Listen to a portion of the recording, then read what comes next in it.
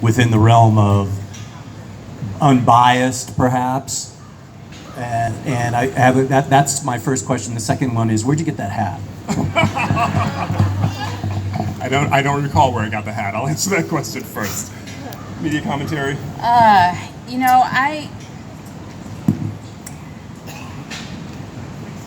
the one good thing, the democratization of media means that there are more outlets out there.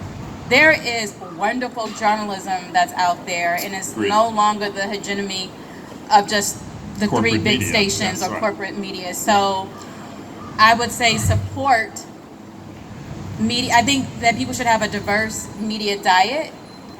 I think you should support independent press, like whatever you like, you should support it in any way you can. But we are also up against, I also think media literacy is really important because young Absolutely. people are growing up not knowing the difference between, and adults too, what's a journalist, what's a media personality. Just because you're on What's television. an editorial and what's a Right. piece of objective Just journalism. because you Yeah. see something on TV or online does not mean that it's news. Just because someone has commentary, like what does that mean? And I've been watching on Showtime The Loudest Voice about Roger Ailes. I mean, I knew it'd be horrifying.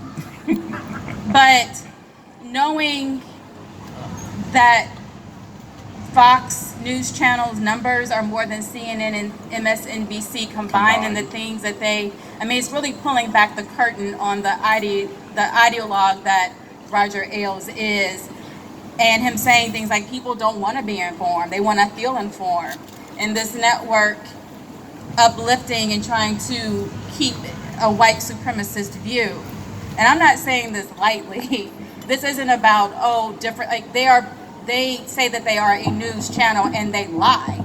And most of the country gets their news from that. It is, so despite all these other things that are going on, that is horrifying.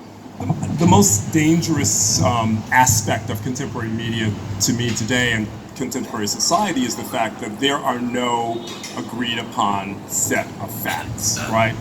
A fact now is determined by the lens through which you get your media.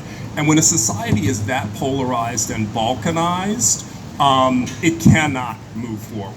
And that's really, really difficult. There are, no one feels that there are honest brokers in any discussion. I think the major media, and while they have decided for business purposes that it is to their benefit in some instances, MSNBC, the most prominent of them, to pull to the left, I think for the most part, they actually try to play it as straight as possible.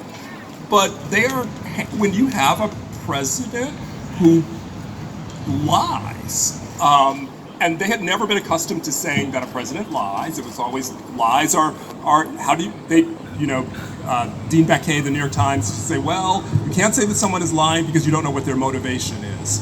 We now have a good sense of what the motivation of this president is. It's maintaining power, and he lies, and that has stumped the major media in their efforts to determine how do we cover that without looking as though we're contributing to the partisan rancor.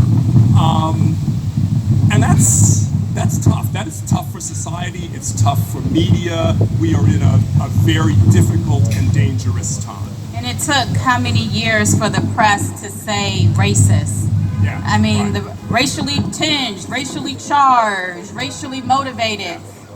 And journalists of color in these newsrooms, myself included, like, that's racist.